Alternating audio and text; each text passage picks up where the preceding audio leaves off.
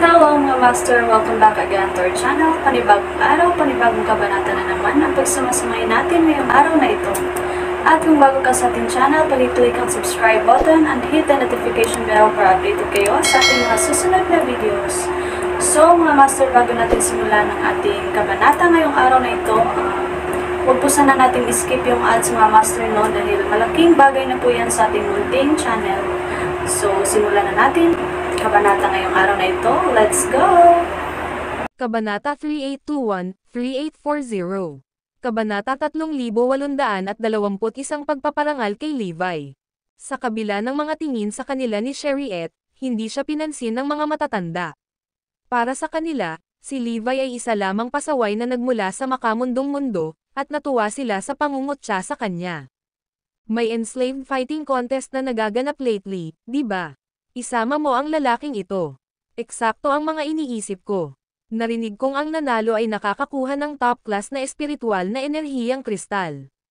Si Empyrean Sheriette ang bumili nitong alipin. Kailangan nating tanungin kung ano ang iniisip niya tungkol dito. Lumingon ang mga matatanda kay Sheriette, doon lamang napagtanto na ang karaniwang kalmadong babae ay namutla at bahagyang nanginginig. Ayos ka lang ba, Empyrean Sheriette? Nataranta ang mga matatanda. Bakit parang natatakot siya? Kung hindi mo itikom ang iyong mga bibig, tutulungan kita dyan. Umalangaw-ngaw ang boses ni Levi bago pa makasagot si Sheriette. Sa kabila ng kanyang walang pakialam na tono, lahat ay nakaramdam ng lamig sa kanilang mga gulugad. Gayunpaman, galit na galit ang mga matatanda. Dahil sa kung gaano sila kagalang-galang sa Astralune Sect, hindi katanggap-tanggap ang pananakot ng isang taong itinuring nilang reprobate mula sa makamundong mundo. May ideya ka ba sa sinabi mo, pasaway ka? Nakilala si Tomas sa kanyang maalab na ugali. Kung hindi lang konsiderasyon ang pinuno nila, ngayon pa lang ay naturoan na niya si Levi ng malupit na leksyon. Shot it! Nawala si Levi bago pa man mahulog ang kanyang mga salita. Sandaling tumahimik ang pangatlong matanda bago naramdaman ang nakakapangilabot na aura na nagmumula sa kanyang likuran. Tomas, mag-ingat ka. Ang unang matanda ay sumigaw bilang babala. Gayunpaman, huli na. Napakabilis na kumilos ni Levi at hinampas si Tomas sa likod ng ulo bago pa man siya masubukan ng huli na tumabi sa kanya. Splat! Kasabay ng malakas na ingay, nahati ang ulo ni Tomas, at ang lalaki ay bumagsak sa lupa nang hindi man lang nakakuha ng pagkakataong mapaungol sa sakit. Ang mga natitirang matatanda ay tumitig kay Levi sa labis na takot habang mabilis nilang nilalamon ang lahat ng mga pang-iinsulto na kanilang ibubuga sa kanya. Hindi si Tomas ang pinakamalakas sa kanilang lahat, ngunit sa kanyang mga kakayahan, imposibleng mailabas siya ng mga ito sa isang suntok. Nakakatakot lang ang lalaking ito. Kung ipaghihiganti mo siya, sumama ka sa akin para hindi mo sayangin ang oras ko, casual na sabi ni Levi na parang hindi lang niya pinatay ang kanilang kasama sa isang hampas lang ng palad. Ang iba pang matatanda ng Astralune Sect ay lumunok ng husto habang nanginginig sa takot. Paumanhin, Ginoong Garrison. Ang ilan sa mga matatandang ito ay malinaw na hindi alam ang kanilang lugar, kaya mangyaring huwag isa puso ang kanilang mga salita. Nagmamadaling pahayag ni Sheriette sa pagtatangkang pigilan ang paglala ng sitwasyon. Ang mga matatanda ay lumingon sa kanya sa gulat, dahil hindi pa nila nakita si Sheriette na tretuhin ang ibang tao ng may labis na paggalang. Sino sa lupa ang lalaking ito? Nag-wave ng kamay si Levi bilang tugon. Hindi ko naisip na patayin sila kung itikom lang nila ang kanilang mga bibig. Kung gayon, pinapayagan ba akong sabihin sa ilang matatanda ang tungkol sa nangyari ngayon? Tentative na tanong ng babae. Talagang nag-aalala pa rin siya tungkol sa ilang matatanda na lihim na nagbabalak ng paghihiganti laban kay Levi. Kung nangyari iyon, sino ang nakakaalam kung ano ang mangyayari sa Astralune Sect? Gayunpaman, dahil sa lihim ang nangyari, hindi nang ahas si Sheriette na sabihin sa iba ang tungkol dito bago tumanggap ng pahintulot ni Levi. Anumang bagay ay pupunta hanggat hindi nakakapigil sa paglalakbay, mataimtim na sagot ng lalaki. Nakahinga ng maluwag, nagpatuloy si Sheriette sa pagpapaliwanag kung ano ang nangyari nang sinubukan nilang kunin ang kanilang mga kamay sa linya ng Dragon Lay. Nanlamig sa takot ang mga matatanda habang nakikinig sa kung paanong nag-iisang pinabagsak ni Levi ang mahigit 100 manlalaban mula sa Eclipse Academy. Bago pa lang ito, talagang binalak na nilang ipaghiganti si Tomas. Sa wakas ang mga tao ay tumingin kay Levi ng may paghanga at pagpupuri. Ang iyong mga kakayahan ay lampas sa paglalarawan, Mr. Garrison. Walang sino man sa Kenfort ang makakagawa ng ginagawa mo. Tama na yan. Salamat sa pagligtas kay Empyrean Chariot. Ang mga matatanda ay agad na nagpakumbaba at nagsimulang parangalan si Levi. Ang video na ito ay edited by Urban Storytelling. Kabanata 3822 sabay-sabay. Tahimik ang paglalakbay, at sa wakas ay bumalik ang mga tao sa punong tanggapan ng Astralune Sect pagkatapos ng ilang araw na pagmamadali. Ito ay matatagpuan sa loob ng mga bundok na napapalibutan ng mga ulap at ambon, ang gusali nito ay malaki at kahanga-hanga. Agad na inilabas ni Levi ang kanyang lakas para suriin ang Eclipse Sect.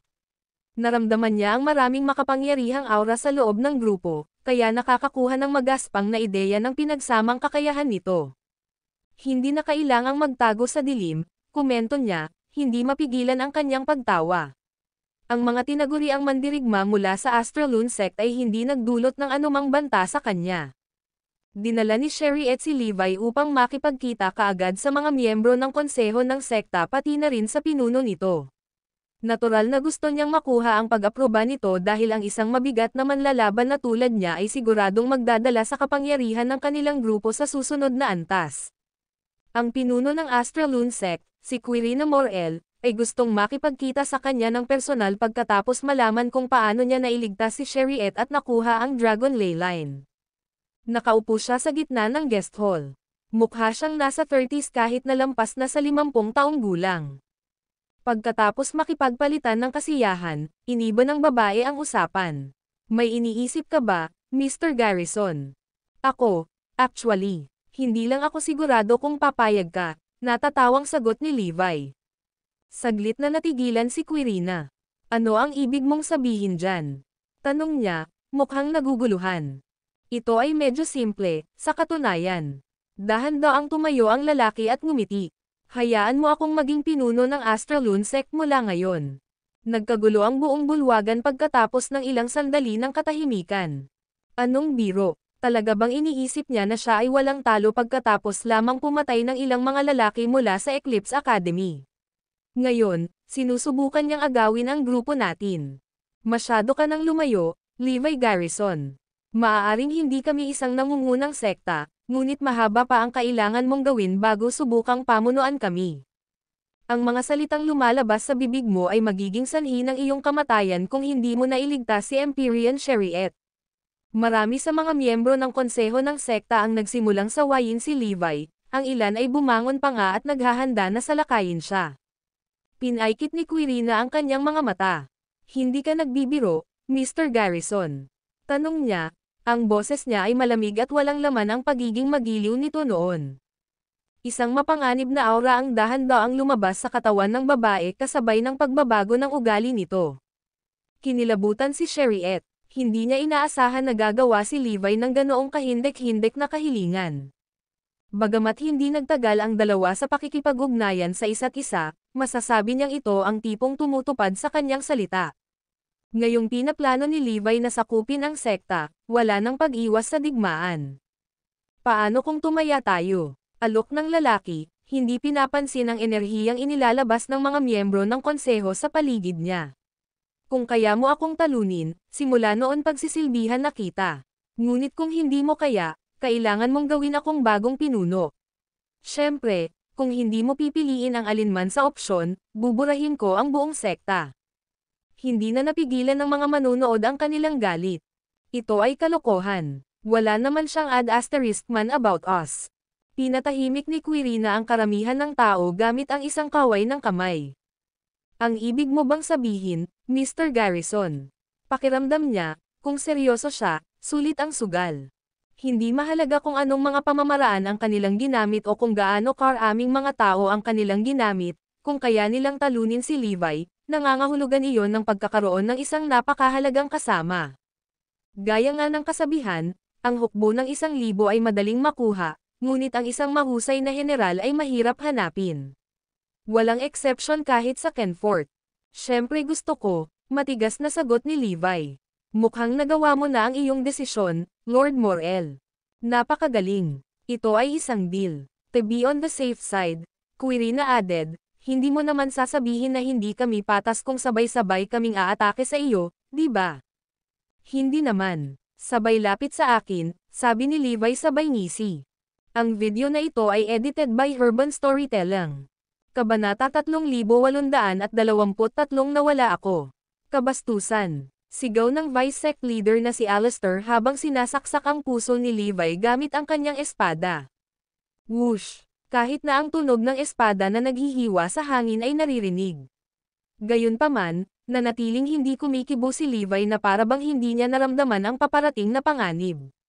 Hindi ba siya umiiwas? Dapat hindi pa siya nagre-react dito. Kilala si Sir Alistair sa kanyang bilis. Ang kanyang espada ay kayang sirain ang isang bahagi ng mundo. Kung tatamaan niya ang kanyang katawan, mamamatay siya o masugatan ng husto. Naiisip ng karamihan sa mga tao ang papasok na madugong eksena.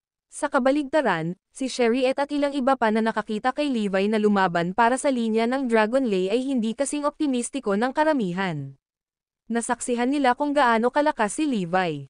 Nililigawan mo si kamatayan. Nagalit si Alistair, nang makitang si Levi ay hindi gumawa ng anumang hakbang upang maiwasan ang kanyang suntok. Sa paghahanap ng kakulangan sa paggalaw na isang provokasyon sa kanyang nakakatakot na reputasyon, siya ay gumamit ng higit na lakas sa kanyang pag-atake.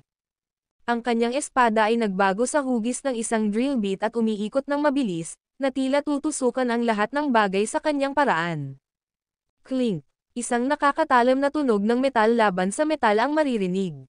Itinoon ng mga tao ang kanilang mga mata sa pinangyarihan, para lamang makita na ang espada ni Alistair ay napahinto ng isang uri ng invisible na enerhiya bago pa ito tumusok sa balat ni Levi. Paano ito posible? Parehong natigilan si Alistair. Bagamat ang kanyang espada ay hindi tunay na sandata, isa pa rin ito sa mga nangungunang sandata, lalo na nang itago ito sa linya ng Dragon Lay sa loob ng maraming taon. Higit pa rito, na-i-channel niya ang kanyang teknik, kaya dapat na ang espada ay tumagos sa anumang uri ng hadlang tulad ng isang mainit na kutsilyo sa mantikilya. Gayunpaman, ang lalaki sa kanyang harapan ay tinanggap ang suntok sa kanyang katawan nang hindi man lang nasaktan. Magandang galaw, pero medyo mahina. Natutunan mo ba ito sa asawa ng iyong amo? Ngumisi si Levi. Namula ang mukha ni Alistair. Siya ay lumipad sa galit dahil sa kahihiyan. Nagtatanong ka huwag mo akong sisihin sa pagganti ko. Dahil doon, umatras si Alistair at muling ginawa ang kanyang sword technique. Nararamdaman ng mga tao sa paligid na ang lakas ng espada ngayon ay 10 beses na mas malakas kaysa dati. Ito ay Meteor Burst, ang ultimate move ni Sir Alistair. Darating ito ni Levi para sa pagpapahiya kay Sir Alistair sa harap ng iba. Magiging milagro kung hindi galit si Sir Alistair. Nababaliw na si Levi. Ang kanyang abo ay malamang na mawala sa pagtatapos nito. Nag-uusap ang mga miyembro ng Astralune Sect. Nang marinig iyon ni Levi ay mas lalong lumawak ang ngiti sa kanyang mukha. Para siyang hindi nabigla sa ultimate move ni Alistair. Pinunapan niya, ang lakas ng espada ay mas malakas ngayon, ngunit ito ay masyadong mahina. Tingnan natin kung sino ang huling tatawa. Nagsimula na namang umatake si Alistair. Sa pagkakataong ito, tila naging isa na siya sa espada habang siya at ang espada ay naging isang bagyo, hinihila ang lahat patungo sa kanya at sinisira silang lahat. Magaling. Inilabas ni Levi ang kanyang kanang braso at ibinuka ang kanyang mga daliri bago inihampas ang kanyang palad sa espada. Kasunod ng mahinang tunog ng banggaan, tumigil ang nakakatakot na bagyo. Parehong lamilinaw at lamilinaw ang mga figure ni Alistair at ng espada, ngunit nanatiling matindi ang enerhiyang lumalabas sa palad ni Levi na para bang wala sa kanya ang pagkontra sa bagyo. Bumalik, sigaw ni Levi. Ang magulong bola ng enerhiya ay bumaril palabas at pinalipad si Alistair. Para bang kinalkula ni Levi ang pinagdaanan, ang enerhiyang inilabas niya ay itinapon si Alistair sa kanyang upuan. Natalo ako, at humanga ako. Itinago ni Alistair ang kanyang espada at tumanggo kay Levi. Salamat sa pagligtas sa aking buhay, Mr. Garrison. Naramdaman ni Alistair na mas malakas si Levi kaysa sa kanya kanina. Kung si Levi ay nagpakawala ng kaunting lakas, malamang na siya ay namatay.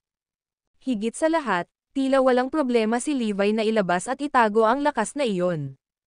Una, hinarang niya ang kanyang espada. Pagkatapos, inihagis niya si Aleister sa kanyang upuan. Walang sino man sa Astralune Sect ang makakagawa ng ganoong bagay. Ang video na ito ay edited by Urban Storytelling. Kabanata 3824 na isa pang suntok. Napanganga ang mga tao nang aminin ni Aleister ang pagkatalo. Marami ang hindi alam kung ano ang nangyari, hindi man lang nila nakita kung paano umatake si Levi. Natalo si Sir Aleister kahit na ginamit niya ang kanyang ultimate move. Napakalakas ni Garrison. Bakit ka nagpapanik? Hindi pa kumikilos ang aming pinuno ng sekta, at mayroon pa kaming ilang matatandang hindi pa nakikialam. Baka wala pang huling tawa si Garrison. Pambihira ang matalim na tingin ni Quirina. Alam na alam niya kung gaano kalakas si Aleister. Ang galit na hampas ng meteor burst ay napigilan, gayunpaman, si Levi ay tila nakaka-relax pa rin gaya ng dati. Mga matatanda, ihanda ang pinagsama-samang hanay. I'll be assisting the attacks from the outside, utos ni Quirina. Tandaan mo, ang kailangan mo lang gawin ay talunin siya. Huwag mong ilagay sa panganib ang buhay niya. Naiintindihan. 12 ng matatanda ang lumitaw sa bakuran. Sa sandaling nakaposisyon na sila, sinimulan nilang i-activate ang kanilang mga diskarte. Ang enerhiya ay mula sa kanilang katawan at nabuo ang 12 ng mga whirlpool ng enerhiya. Habang lumilipas ang oras, nagsimulang kumonekta ang mga whirlpool ng enerhiya sa isa't isa upang bumuo ng isang nakakatakot na energy whirlwind. Ang ipoipo ay mabilis na nagbago ng posisyon sa paligid ng mga matatanda. Mr. Garrison, please break the array, ang malamig na boses ni Quirina. Walang pag-aalinlangan, tumalon si Levi sa gitna ng pinagsama-samang hanay. Gawin mo ang iyong makakaya, huwag mong pigilan ang sarili mo. I don't wish for you all to seek excuses after your defeat, nakangiting sabi ni Levi. Isang kislap ng galit ang dumaan sa mga mata ni Quirina. Sa totoo lang, pinipigilan niyang saktan si Levi ng malubha dahil pakiramdam niya ay walang kwenta ang pananakit niya sa isang taong may talento. Pagkatapos ng lahat, ang pinagsama-samang hanay ay isang puwersa na dapat magsimula alang. Higit pa rito, siya ang namamahala sa pag-atake mula sa labas, kaya binabayaran niya ang mas mahinang mga seksyon ng pinagsama-samang hanay. Imposibleng manalo si Levi. Gayunpaman, hindi lamang pinahahalagahan ni Levi ang kanyang mga pagsisikap, ngunit tinuyapan niya sila. Sundin ninyo ang aking utos, mga elder ng Astralune Sect. Palakihin ang kapangyarihan ng array. Dahil ipinahayag na ni G. Garrison ang kanyang kahilingan, maaari rin nating tuparin ito. Naiintindihan. Naiinis na ang mga matatanda kay Levi. Ngayong nagkaroon na sila ng pagkakataong ipaghiganti ang kanilang sarili, hindi sila nag-aksaya ng oras sa pagbuhos ng lahat ng kanilang lakas sa pinagsama-samang hanay. Palakas ng palakas ang energy whirlwind. Ang malalaking bato sa bakuran ay hinayla patungo sa ipoipo at dinurog sa pulbos. Ngayon ay kawili-wili na. Huminto si Levi sa pagtatanggol at hinampas ng suntok ang energy whirlwind. Umalangaw sa kalawakan ang mahinang ingay ng pagkabasag ng harang. Parang pinutol ng suntok ni Levi ang mismong espasyo. Sa sandaling ang kamao ni Levi ay tumama sa enerhiyang ipoipo, maririnig ang mga dumadagandong na tunog ng banggaan. Kung hindi kayang sirain ng suntok, gagamit ako ng panibagong suntok. Muli, tinutukan ni Levi ng suntok ang energy whirlwind. Nagamit lang niya ang kalahati ng kanyang kapangyarihan sa unang suntok, ngunit sa pangalawa, ginamit niya ang lahat ng kanyang kapangyarihan dito. Tinamaan ng malakas ng suntok, ang enerhiyang ipoipo na nabuo ng pinagsama-samang hanay ay halos namatay ng buo. Makalipas ang ilang sandali, maliit na enerhiyang whirlwind na kasing laki ng hinlalaki ang natira. Muli, hindi nagmamadali si Levi na basagin ang hanay. Gayunpaman, tulad ng sinabi niya, naramdaman niya ang isang masamang bagay sa kanyang likuran. Nang hindi ibinaling ang kanyang ulo, iniunat ni Levi ang dalawang daliri upang ikapit ang espada ni Quirina sa pagitan nila. Hindi ko alam na sanay ka pala dito, Lord Morel, panunuya ni Levi. Ngunit sinabi ko na maaari mong pagsamahin ang mga puwersa kung gusto mo. Ngayon, bumalik ka na. Sa isang pitik ng kanyang daliri, isang alon ng malakas na enerhiya ang bumagsak sa talam ng espada ni Quirina. Ang sakit ay naglakbay sa mga bisig ni Quirina, at ang talom ng kanyang espada ay nanginginig ng husto na halos mabito niya ang sandata. Kasabay nito, ang alon ng enerhiya ay naghagis sa kanya pabalik. Ang video na ito ay edited by Urban Storytelling. Kabanata 3825 sa isang suntok lang. Sinira muna ni Levi ang enerhiyang ipoipo ng pinagsama-samang hanay, pagkatapos ay pinalipad si Quirina sa isang pitik ng kanyang daliri. Ang kanyang nakakatakot na husay sa pakikipaglaban ay nagpatigil sa mga miyembro ng konseho ng Astraloon Sect sa kanilang mga pwesto. Akala pa nila naghahalusinate sila. Ang pinagsama-samang hanay ay dapat na makapatay ng isang taong kasing lakas ng mga pinuno ng sekta, ngunit sinira ito ni Levi sa 3 suntok lamang. Ang aming pinuno ng sekta ay umatake sa perpektong oras, ngunit nakita pa rin siya ni Levi. Ito ay hindi kapanipaniwala. Bakit may nararamdaman akong hindi magandang bagay? Sa kauna-unahang pagkakataon, ang mga miyembro ng Astraloon Sect ay nagsimulang mag-alinlangan sa kawalan ng kakayahan ng kanilang sekta. Higit sa lahat, tila hindi ginamit ni Levi ang lahat ng kanyang lakas sa lahat ng oras na ito. Ako na ang mag-atake ngayon. Kung ang iyong hanay ay makatiis ng 3 suntok mula sa akin, ituturing kong pagkatalo ko ito, pahayag ni Levi. Isang ngiti ang biglang sumilay sa mga labi ni Quirina habang binibigkas niya, sana ay sinasadya mo ang iyong sinasabi. Maliban sa kakayahan ng pag-iipon ng kapangyarihan at pagpapakawalan nito sa isang pagsabog, ang pinagsama-samang hanay ay may kakayahang depensahan din. Maaari itong humawak sa sarili laban sa mas makapangyarihang mga mandirigma. Katawa-tawa si Quirina na sabihin ni Levi na kaya niyang basagin ito sa 3 suntok. Kung tutuusin, kinailangan pang gumamit ni Levi ng 4 na suntok para mawala ang energy whirlwind kanina. Bumuo ng array. Sa sandaling iyon, sinimulan muli ng mga matatanda ang kanilang mga diskarte. Hindi nagtagal, maraming makapal na hadlang sa enerhiya ang lumitaw at pinalibutan ang mga matatanda. Break, ikaw na piraso ng basura. Tinadyakan ni Levi ang kanyang mga paa sa lupa at bumagsak sa energy barrier na parang kanyan. Tila huminto ang oras nang tumama ang kamao ni Levi sa energy barrier. Nakatuon ang mga mata ng lahat sa lugar ng banggaan. Biglang nagsimulang kumalat ang malaweb na mga bitek sa energy barrier. Makalipas ang ilang sandali, nabasag ang energy barrier, at bumagsak ang shockwave sa mga matatanda. Ang pagkakabuo ng pinagsama-samang hanay ay agad na nag-ambala, at ang mga matatanda ay hindi na makabalik sa oras upang i-refresh ang energy barrier. 12 ng matatanda ang napaatras. Sa ilang segundo, nagkalat sila kung saan-saan. Nabasag ang harang sa isang suntok lamang sa halip na 3. Isang nakakabinging katahimikan ang bomb-alot sa lugar. Walang nang ahas gumawa ng ingay. Maging si Quirina ay napapalunok ng bukol sa kanyang lalamunan sa pagkabalisa. Sa lahat, siya ang pinaka-nakakaalam ng kapangyarihan ng pinagsama-samang hanay. Kahit na gamitin niya ang kanyang signature attack, hindi niya magagawang basagin ang defensive array sa isang hit lang. Gaano siya nakakatakot na makapangyarihan. Gulat at takot na tiningnan ni Quirina ang kalmadong si Levi. Noon, hindi na nakapag-isip pa si Quirina na kontrahin si Levi. Hindi man lang ako ka-level ng kapangyarihan niya. Kung aawayin ko pa siya, sarili ko lang ang ipapahiya ko. At saka, parang walang effort si Levi sa naunang suntok na iyon. Napasinghap si Quirina. Hindi na siya naglakas loob na ituloy ang laban. Kung gusto ni Levi na kumukuha ng dugo kanina, ang mga matatanda ay namatay na lahat. Kaya hindi nagyayabang si Levi nang sabihin niyang kaya niyang sirain ang buong Astraloon Sect. Kaya niya talaga.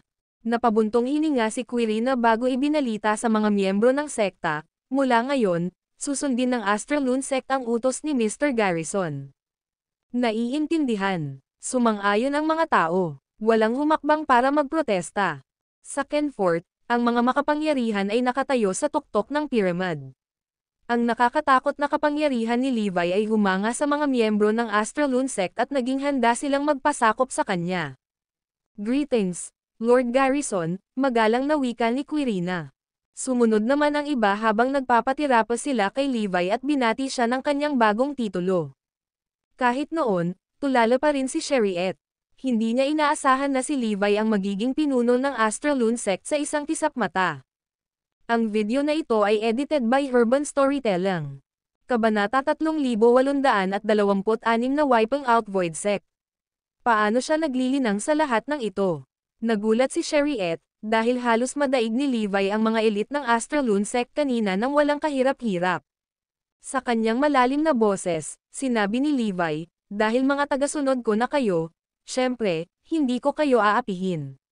Mangyaring bumangon ka. Nagsitayuan ang mga tao, nanginginig pa rin sa gulat matapos masaksihan ang kanyang lakas. Si Quirina ay lubhang humanga. Wala siyang pag-aalinlangan na magagawa ni Levi na pawiin ang buong Astralune Sect kung gugustuhin niya. Narinig ko kay Sherriette na ang Astralune Sect ay malapit sa Void Sect. Ipaalam sa akin ang sitwasyon ng Void Sect, patuloy ni Levi.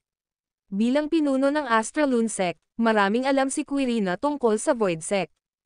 Natural, siya ang magsasabi kay Levi tungkol sa mga detalye ng Void Sect. Lord Garrison, Void Sect ay may kabuuang 7 Empyrean at 35 Elder. Sa mga tuntunin ng individual na kapangyarihan, ang pangalawang pinuno ng sekta at ang pinuno ng sekta ay ang pinakamakapangyarihang mga individual sa sekta. Sa pangkalahatan, ang pinagsamang kapangyarihan ng Void Sect ay kapantay ng Astralune Sect. Gayunpaman, usap-usapan na ang pinuno ng Void Sect ay nasa solitary training sa loob ng maraming taon, kaya walang nakakaalam kung gaano siya kalakas ngayon. Minsan na kaming nagduel sa isa't isa maraming taon na ang nakalilipas, ngunit ito ay isang laban kahit na pagkatapos ng daan-daang round. Nagulat si Levi sa narinig. Naisip niya na mayroon pa ring malawak na agwat sa pagitan ng kanyang kapangyarihan at kapangyarihan ng Void Sect.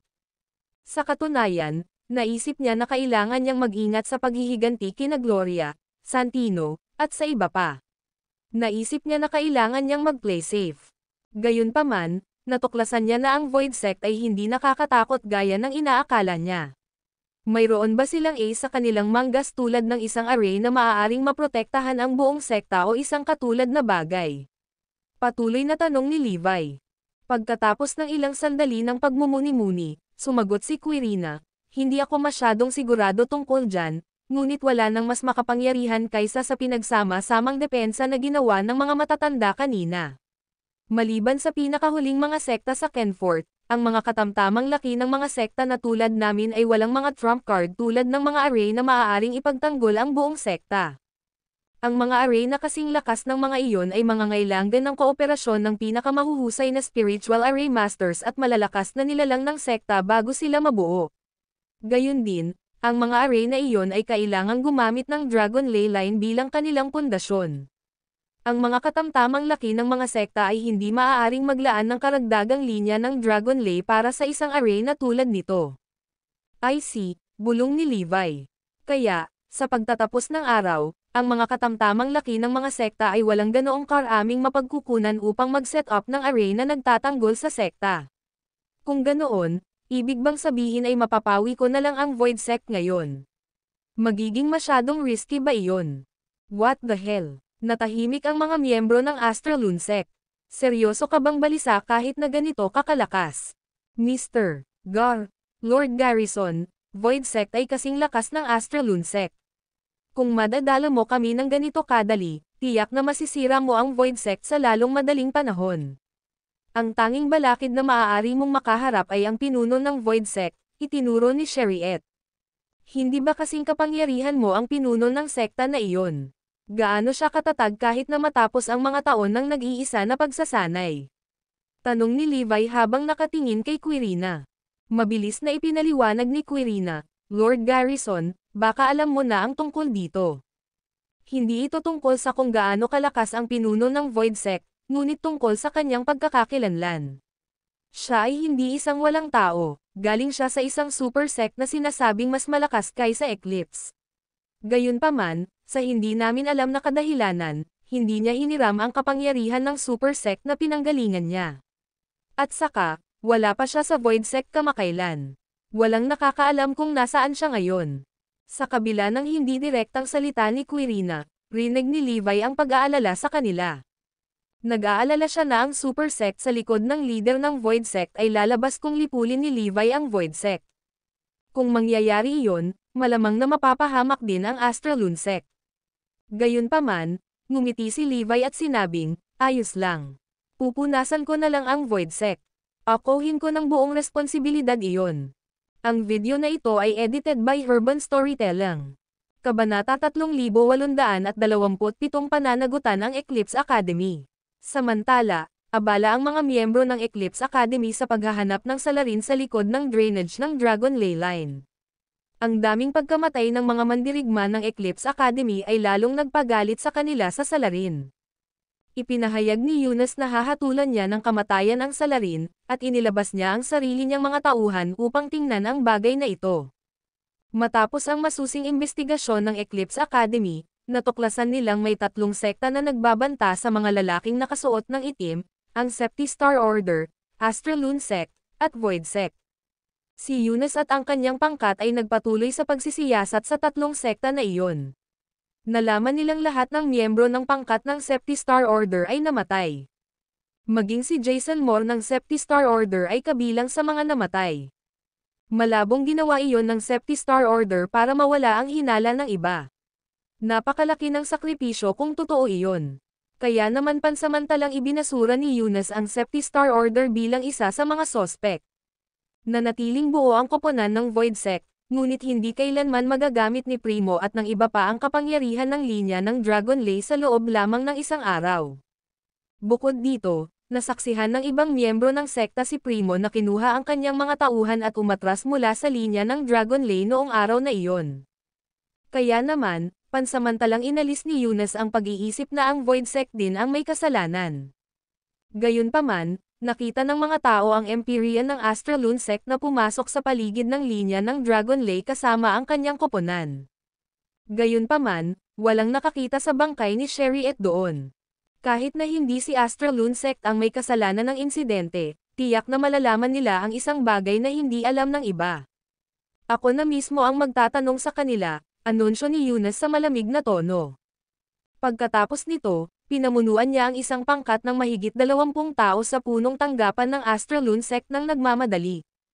Hindi sila nag-aksaya ng oras sa pag-chit-chat sa kanilang pagpunta doon. Hindi nagtagal, dumating si Eunice, at naroon si Quirina kasama ang ilan sa kanyang mga tao upang bumati sa kanya. Matapos makapasok sa pangunahing bulwagan ng Astraloon Sect, si Eunice ay umupo sa pangunahing upuan na para bang siya ang master ng lugar. Anong basura ito? Ikaw ay isang katamtamang laki ng sekta, ngunit wala kang kahit na disenteng tsaa. Nakakapagod ang biyahe. Halika rito at imasahe mo ang aking mga balikat para sa akin. Ano ba yang pagmumukha mo? Galit ka ba? Kung hindi mo gagawin ang sinabi ko, ikalulugod kong alisin ka. Ang mga mandirigma ng Eclipse Academy ay kasing yabang ni Eunice nang simulan nilang utusan ang mga miyembro ng Council ng Astraloon Sect. Wala silang respeto sa Astraloon Sect. Gayunpaman, sa kabila ng kanilang galit, ang mga miyembro ng Astraloon Sect ay hindi nang ahas na magsalita. Pagkatapos ng lahat, ang Eclipse Academy at Eclipse ay makapangyarihan. Walang-wala ang Astraloon Sect kumpara sa kanila. Hindi nag-abala si Eunice na pigilin ang kanyang mga tauhan sa kabila ng pagpuna sa kanilang mapagmataas na kilos. Kung sa bagay, hinimok niya silang panatilihin iyon. Madaling maintindihan ang iniisip ni Eunice. Sinusubukan niyang igiit ang dominasyon para madali niyang mapapanagot ang Astraloon Sect sa insidente ng Dragon Ley Line. Quirina Morel, aamin ka ba sa iyong krimen? Malamig na tanong ni Eunice. Agad na tumulo ang malamig na pawis sa gulugad ni Quirina. Si Eunice ay ang Vice Chancellor ng Eclipse Academy, at siya ay isang taong may kapangyarihan. Bukod dito, isa siya sa nangungunang 5 elder ng Eclipse. Sa asensya, kinakatawan niya ang Eclipse. Mr. Losa, pwede mo ba akong paliwanagan kung anong krimen ang nagawa ko? Naririnig ni Quirina ang kanyang boses na nanginginig. Iyon ang unang pagkakataon na naging napakalapit niya sa isang makapangyarihang tao mula sa isa sa mga nangungunang sekta sa Kenfort. Nakikita ko na pinili mong gumanap na tanga. Ilang araw ang nakalipas, pinangunahan ng iyong Empyrean, si Chariot Morel, ang kanyang koponan na makipagkumpetensya para sa linya ng Dragon Ley. Napatay ang mga miyembro ng Eclipse Academy, ngunit nagawa ni Chariot na umatras ng hindi nasaktan. Ibunyag kaagad ang nangyari sa araw na iyon. Kung hindi ako nasiyahan sa iyong mga sagot, Hindi ko na nakikita ang punto ng pagkakaroon ng Astralune sect sa paligid, malamig na sabi ni Eunice. Ang video na ito ay edited by Urban Storytelling. Kabanata 3828 ako mag-isa ay sapat na. Mr. Losa, hindi ko talaga alam kung anong nangyari, sabi ni Quirina na namumula ang mukha. Sa isang tabi ay si Levi, at sa kabilang banda ay ang Eclipse Academy. Hindi alam ni Quirina ang isasagot kay Eunice. Hindi niya kayang tumawid sa magkabilang panig. Higit sa lahat, hindi pa siya sinabihan ni Levi kung ano ang gagawin, kaya hindi siya maglalakas loob na gumawa ng anumang galaw nang walang pahintulot nito. Hindi nakakagulat, si Eunice ay lumipad sa galit. Inihagis niya ang tasa sa lupa at sinabing, "How dare you lie to me? Dapat may death wish ka." Mula sa gilid ng kanyang mata ay sinulyapan ni Quirina si Levi, umaasang mabibigyan siya ng pahiwatig ng huli kung ano ang dapat niyang gawin. Sa sandaling iyon, si Levi ay naglalakad sa bulwagan, tila nawala sa kanyang pag-iisip. Nang walang narinig si Eunice mula kay Quirina, lalong tumindi ang kanyang galit. Nang ipagpatuloy na niya ang paggigipit sa kanya, napansin niyang naglalakad si Levi na parang walang ibang tao sa hall. *8. Ipinatong ni Eunice ang palad sa mesa habang itinuro ang isang daliri sa direksyon ni Levi. "Lumuhad ka sa harap ko at humingi ng tawad, o mamamatay ka ngayon." Ang iba pang mga tao ng Astralune sect ay tahimik lahat, at ang ilan ay nakahandusay pa sa lupa, ngunit si Levi ay tumatakbo pa rin sa paligid. Hinahamon niya ang Eclipse Academy, at iyon ang nagparamdam kay Eunice na parang tinamaan ang kanyang pride. "Sino ka para sabihan akong lumuhad sa harap mo?" Pagkatapos ng isang pause, nagpatuloy si Levi, "Levi Garrison ang pangalan, at ako ang hinahanap mo. Ako ang pumatay sa team mula sa Eclipse Academy sa Dragon Ley Line din. Ngayong alam mo na ang totoo, ano ang maaari mong gawin sa akin, matandang umutot ka." Ang mga salita ni Levi ay tulad ng isang bolt mula sa asol, at ang mga taong naruroon ay napabuntong hininga. Bakit inamin ito ni Lord Garrison? Si Eunice ay isang makapangyarihang tao. Kung aalis siya dito ngayon, ang Astralune sect ay mapapawi ng Eclipse. Malalim ang problema natin. Nagsimulang magpanik ang mga miyembro ng Astralune sect, dahil ang pag-amin ni Levi ay katulad ng isang deklarasyon ng digmaan laban sa Eclipse Academy. Higit sa lahat, ang lalaking nasa harapan nila ay ang makapangyarihang Vice Chancellor ng Eclipse Academy. Si Levi ay karaniwang kumakatok sa pinto ng Grim Reaper. Hindi na niya kailangang umamin sa mga gawa. Hanggat tinatanggihan niya ang kanyang pagkakasangkot sa linya ng Dragon Ley, walang magagawa sa kanya ang Eclipse Academy. Siya ang may gawa nito. Paano iyon? Average guy lang siya. Paano niya posibleng napatay ang pangkat na iyon noong araw na iyon? Kahit ano pa, kailangan nating patayin ang **** na ito. How dare he challenge Eclipse Academy? Ito ay hindi mapapatawad. Karamihan sa mga miyembro ng Eclipse Academy ay galit na galit at hindi makapaniwala. Hindi nila pinansin si Levi. Wala ring napansing kakaiba si Eunice nang siyasatin niya ang husay sa pakikipaglaban ng mga tao. Para kay Eunice, si Levi ay isang ordinaryong walang tao. Levi Garrison. Sinuri ni Eunice sa kanyang isipan ang mga pangalan ng mga makapangyarihang tao sa iba't ibang sekta, ngunit wala siyang laman para sa pangalang iyon. Nagawa mo man o hindi, kailangan mong mamatay ngayon. Patayin siya. Ungol ni Eunice. Naiintindihan. Maraming miyembro ng Eclipse Academy ang agad na dumagsa at pinalibutan si Levi. Natagpuan ni Quirina at ng mga miyembro ng konseho ng Astralune sect ang mga balahibo sa likod ng kanilang leeg na nakatayo. Noon, hindi na sila nakatalikod. Pagkatapos ng lahat, si Levi ang pinuno ng Astralune sect. Hindi nararapat kung hindi nila siya tutulungan. Gayunpaman, wala silang sapat na katapangan at lakas upang labanan ang mga elite ng Eclipse Academy. Kaya naman, sa isang sandali, sila ay naliligaw. Kung gusto mong maalis ang buong sekta, sige at bigyan mo siya ng tulong. Si Eunice ay napakaraming mga pagbabago sa sitwasyon, at napansin niya ang magkasalungat na pag-iisip ni Quirina at ng mga miyembro ng konseho. Kahit na ang Astralune sect ay isang katamtamang laki ng sekta, ang kanyang mga tauhan ay tiyak na makararanas ng isang kakilakilabot na pagkatalo kung ang labanan hanggang sa kamatayan ay sumiklab. Wala na kayong kailangang gawin. I alone will be enough, Nakangiting sabi ni Levi. Ang video na ito ay edited by Urban Storytelling. Kabanata 3829 na How Disappointing. Sumabog sa galit ang mga miyembro ng Eclipse Academy nang marinig nila ang pang-iinsulto ni Levi. Kahit na ang malalaking sekta ay tinatrato tayo ng may paggalang. Ang taong ito ay walang tao mula sa isang katamtamang laki ng sekta. How dare he show us such disrespect? Hindi natin siya hahayaang makaalis dito. Dapat siyang mamatay. Nagpakawala ng malaking buntong hininga si Quirina at iba pa bilang tugon. Ayaw talaga nilang magkaaway ang Eclipse Academy. Sige, sapat na ang usapan. Lumapit ka lang sa akin ng sabay-sabay. Mapanuksong sabi ni Levi habang nagkukumpas ng daliri. Ituturing kong karapat-dapat kang labanan pagkatapos mong makaligtas sa mga pag-atake nila. Malamig na sagot ni Eunice sabay ngisi. Nginitian lang siya ni Levi nang hindi na umimik. May mga dahilan siya kung bakit pinili niyang labanan silang lahat ng mag-isa. Madali kong durugan ang Astralune Sect at maging pinuno sa ganoong paraan, ngunit maaaring hindi payag ang mga miyembro ng sekta na magpasakop sa akin. Ang kanilang pasya ay madaling mayayanig kapag nahaharap sa mga malalakas na kalaban tulad ng Eclipse Academy. Gayunpaman, kung madali kong mapapatay ang mga elite fighters ng mga super sect na ito, mawawala ang kanilang mga pagdududa at takot.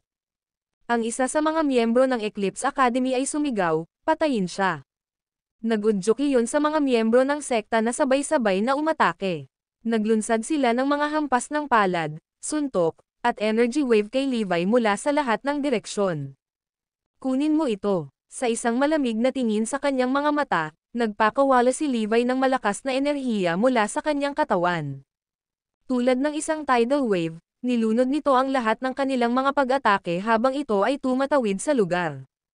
Boom! Boom! Boom! Ang bawat isa sa mga umaatake ay pinalipad mula sa epekto. Hanggang sa bumagsak ang kanilang mga katawan sa lupa ay may napagtanto ang mga nanonood, ang kanilang mga meridian ay tuluyan ng naputol. Kahit na sila ay teknikal na buhay pa, sila ay hindi naiiba sa isang tao sa isang vegetative state. Ito ay isang nakakagulat na tanawin na ang lahat ng tao sa karamihan ng mga tao ay humihingal bilang tugon. Ang mga miyembro ng Astralune Sect ay lalo na sa pagpapakita ng kapangyarihan ni Levi. Ano, ganun ba kalakas si Levi? Ibang-iba ito sa oras na nag-sparring kami sa kanya. Ganito na ba siya nagtitimpi? Si Eunice at ang iba pang miyembro ng Eclipse Academy ay natulala sa lakas ni Levi. Maaari ba niyang putulin ang kanilang mga meridian gamit ang kanyang mga katangian na enerhiya ng mag-isa? Nakakatakot ang lalaking ito, ni hindi ako sigurado kung kaya ko bang mag-pull off ng ganyan.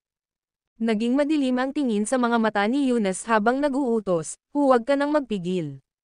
Patayin mo siya sa lahat ng mayroon ka.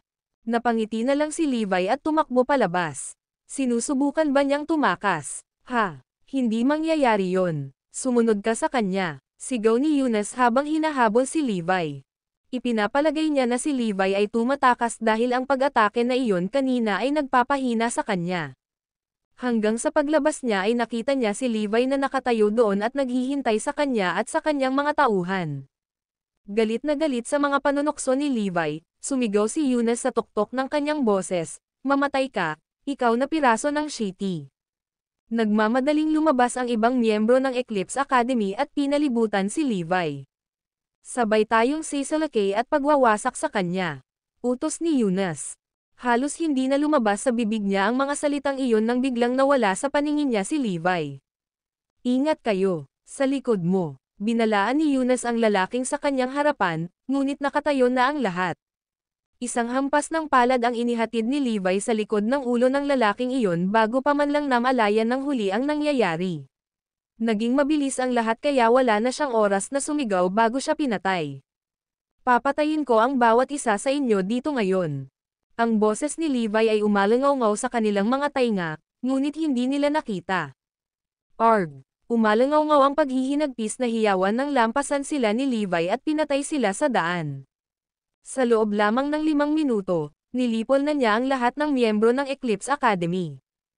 Ito ba ang pinakamagandang magagawa ng Eclipse Academy?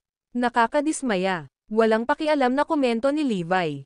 Ang video na ito ay edited by Urban Storytelling. Kabanata 3830 papatayin na lang natin silang lahat. Ang walang malasakit na tingin sa mukha ni Levi ay tila isang lakad sa parke ang pagpatay sa mga mandirigmang iyon.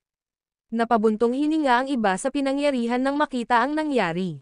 Medyo gamaan ang pakiramdam ng mga miyembro ng Astralune sect na naging madali sa kanila ni Levi.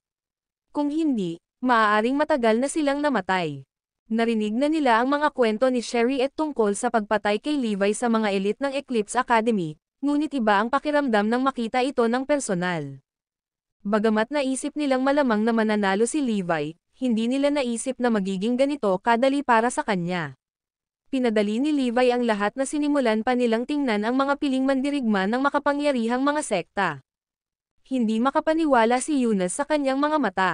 Tila lahat ito ay mga elite ng Eclipse Academy. Paano niya nagagawang talunin silang lahat ng walang kahirap-hirap? Ang taong ito ay kailangang maging isang piling mandirigma mula sa isang uri ng sobrang sekta. Walang ibang paraan para ipaliwanag ang kanyang nakakatakot na antas ng paglilinaw. Sino ka ba? Malamig na tanong niya. Hindi ka karapat-dapat na malaman ang pagkatao ko. Ngayon, sapat na ang usapan. Oras na para makilala mo ang iyong gumawa. Sagot ni Levi sabay nguso. Papatayin kita dahil sa kabastusan mo. Kahit na si Eunice ay natakot sa kapangyarihan ni Levi, hindi siya basta-basta susuko ng walang laban. Siyempre, naisip niyang tumakas, ngunit malalagay lamang iyon sa kanya sa isang mas malaking kawalan dahil maaari itong mapatunayang nakamamatay, lalo na kapag siya ay nakaharap sa isang malakas na kalaban tulad ni Levi. Mamatay, sigaw ni Eunice habang inilalabas ang kanyang espada at sinasaksak si Levi. Sa halip na umatras, diretsyong sinugod siya ni Levi at binato ng suntok ang paparating na espada.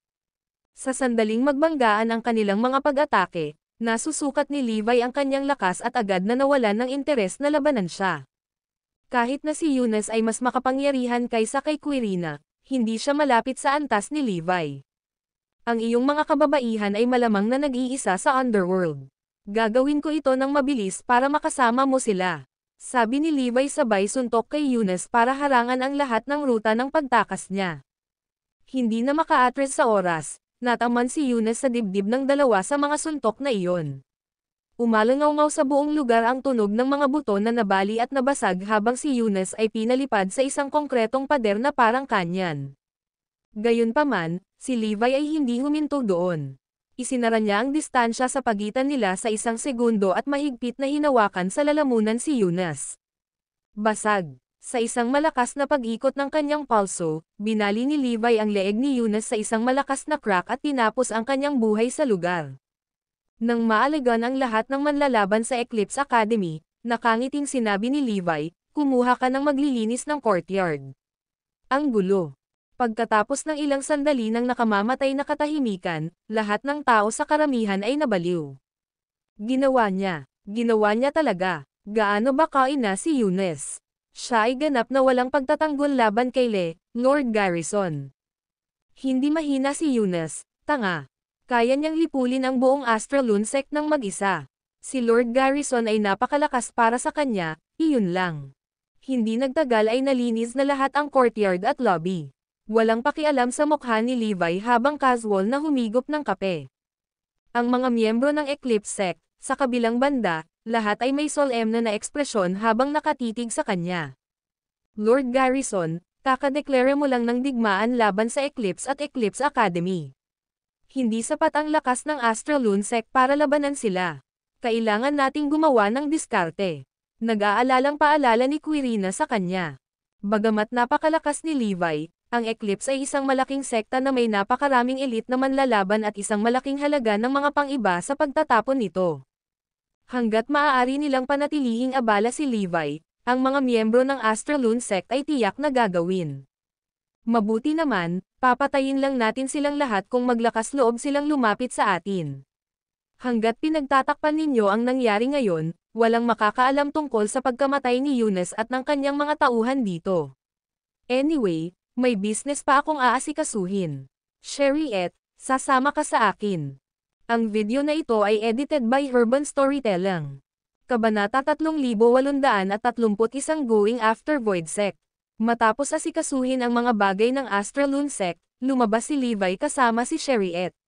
Dahil nalaman nila ang tungkol sa lawak ng kakayahan ng Void Sect, oras na nilang habulin sila para sa paghihiganti. Gayunpaman, ang punong tanggapan ng Void Sect ay medyo malayo. Ang dalawa ay kailangang dumaan sa Ionopolis upang makarating doon.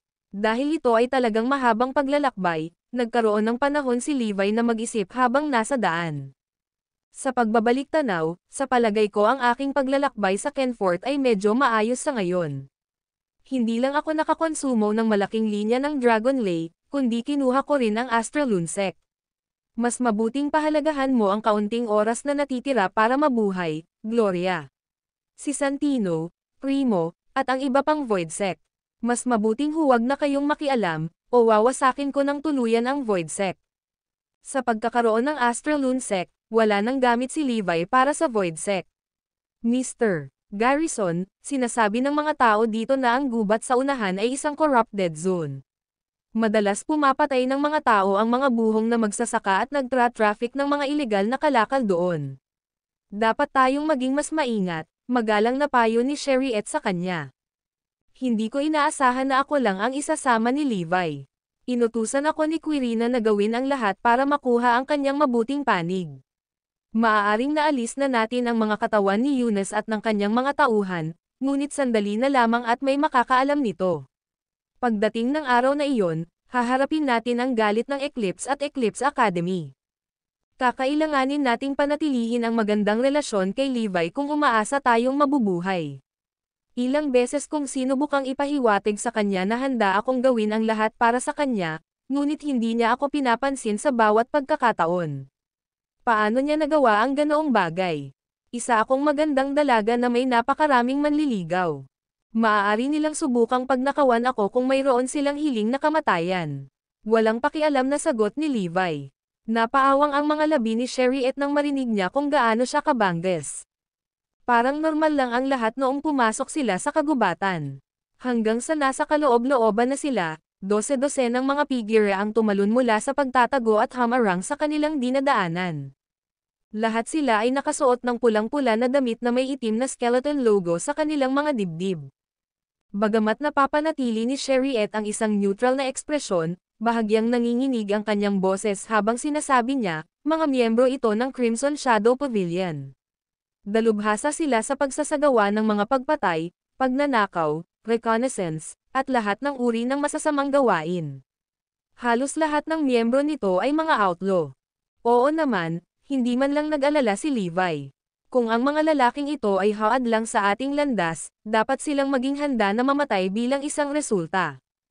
Inutusan ng Eclipse Academy ang mga miyembro ng Crimson Shadow Pavilion na mangalap ng impormasyon sa kompetisyon para sa Dragon Lay Line. Ang mga lalaking iyon ay matagal nang nakatutok kay Sherriette, ngunit wala silang magagawa dahil palagi itong may grupo ng malalakas na mandirigma sa paligid niya. Sa pagkakataong ito, gayunpaman, nalaman nilang papalabas si Sherriette kasama ang isang bodyguard lamang. Nang mapagtanto na ang kanyang bodyguard ay isang walang kwentang reprobate mula sa makamundong mundo, naisip nila na ito ay isang ginintoang pagkakataon na mag-strike. Higit pa rito, nakatanggap din ang Crimson Shadow Pavilion ng balita na mayroong maraming puwersa na mabilis na lumalapit sa posisyon ni Sherriette. Dahil si Sherriette ay may magandang hitsura at mataas na antas ng paglilinang, marami ang nakakita sa kanya bilang isang perpektong kandidato para sa magkasanib na paglilinang. Ang Astralunasect at Crimson Shadow Pavilion ay walang sama ng loob sa isa't isa, kaya bakit nyo ginagawa ito? Malamig na tanong ni Sherriette. Tumugon ang pinuno ng Crimson Shadow Pavilion na may panunuya, nakaraan na iyon. Sa ngayon, itinuring ng Eclipse Academy na pangunahing sospek ang Astralunasect, kaya natural lang na gawin natin ang ating hakbang bago ang iba. Kung handa kang pasayahin ako, maaari kong isaalang-alang na iligtas ang iyong buhay. Ngunit kung tatanggi ka, wala akong magagawa kundi ang gumamit ng dahas. Ang video na ito ay edited by Urban Storytelling. Kabanata 3832 Isang demonyong kumakain ng mga tao. Ang mga nakatataas ng Eclipse Academy ay nag-utos na pinakabagong paghahanap kay Eunice. Dahil malapit ang Crimson Shadow Pavilion, maaari silang sumugod sa oras at putulin si Sherriette. Napakakapangyarihan ng mga lalaking ito, Mr. Garrison. Hindi ko kayang tanggapin silang lahat ng mag-isa. Pwede mo ba akong bigyan ng kamay? Bulong ni Sherriette. Ang maliliit na fries na ito ay hindi banta. Just sit back and enjoy the show, nakangiting sagot ni Levi. Humagalpak ng tawa ang pinuno ng Crimson Shadow Pavilion nang marinig iyon. Hahaha, tiyak na nagsasalita ka para sa isang pasaway mula sa makamundo-mundo. Masyado kang magsalita. Binalikan siya ni Levi bago nawala sa kanyang paningin. Bago napagtanto ng mga miyembro ng Crimson Shadow Pavilion kung ano ang nangyayari, lumitaw na si Levi sa tabi nila. Sa isang kisap mata, napatay ni Levi ang 3 miyembro ng Crimson Shadow Pavilion. Napabuntong hininga ang pinuno ng Crimson Shadow Pavilion sa gulat. Paano siya napakabilis at makapangyarihan? Mabilis siyang kumilos kaya hindi ko lang nakita kung paano niya pinatay ang mga ito. Lahat, kunin mo siya. Galit na sigaw niya. Iyon ang nagudyok sa iba pang miyembro na singilin siya ng sabay-sabay, ngunit ang pagkakaiba sa kanilang mga antas ng kapangyarihan ay napakalaki. Wala pang 30 minuto, nakahandusay na sa lupa ang bawat isa sa mga miyembro ng Crimson Shadow Pavilion na iyon. Tara, tayo na, sabi ni Levi habang kumaway kay Sherriette, pinutol siya sa kanyang pagkatulala. Palagi niyang nakikita ang sarili na nakatulala sa tuwing nakikita niya si Levi sa pakikipaglaban. Ang Crimson Shadow Pavilion ay kapantay ng mga katamtamang laki ng mga sekta sa mga tuntunin ng lakas, ngunit nagawa ni Levi na patayin silang lahat ng walang kahirap-hirap. Habang nagpatuloy ang dalawa sa paglalakbay, inatake sila ng marami pang grupo na pinupuntirya si Sherriette. Siyempre, crush ni Levi ang bawat isa sa kanila pareho. Hindi ba ikaw ang sikat? Lahat ng mga ito ay nagsisikap na makuha ka. Bulalas niya na may kasamang mapanoksong ngisi. Pasimpleng inilibot ni Sherriette ang mga mata sa kanya bilang tugon. Matapos ipagpatuloy ang paglalakbay ng halos 5 araw, sa wakas ay nakarating sila sa Yianopolis, na siyang pumunta sa lungsod sa lugar. Sa pamamagitan ng isang linya ng balliste sa ibabaw ng pader ng lungsod at 10,000 sundalo sa loob, ang Yianopolis ay medyo matatag na depensa. Tingnan din ang isang detalyadong inspeksyon at pamamaraan ng pagpaparehistro para sa sinumang papasok at lalabas sa mga tarangkahan ng lungsod.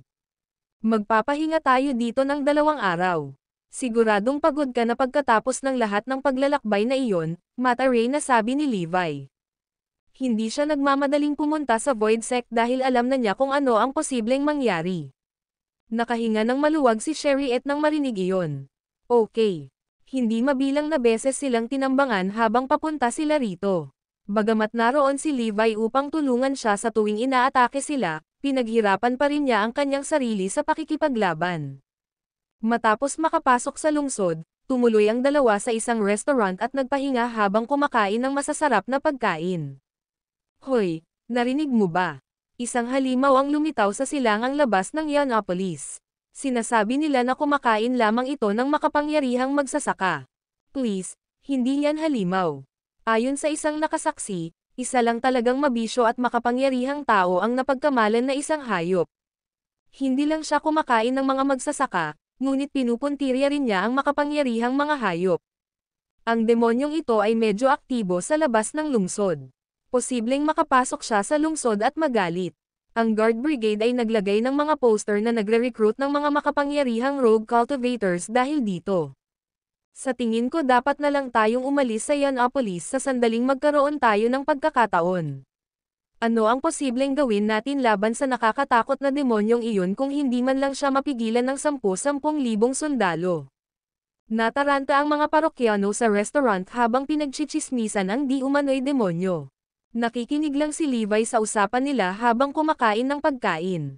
Ang video na ito ay edited by Urban Storytelling.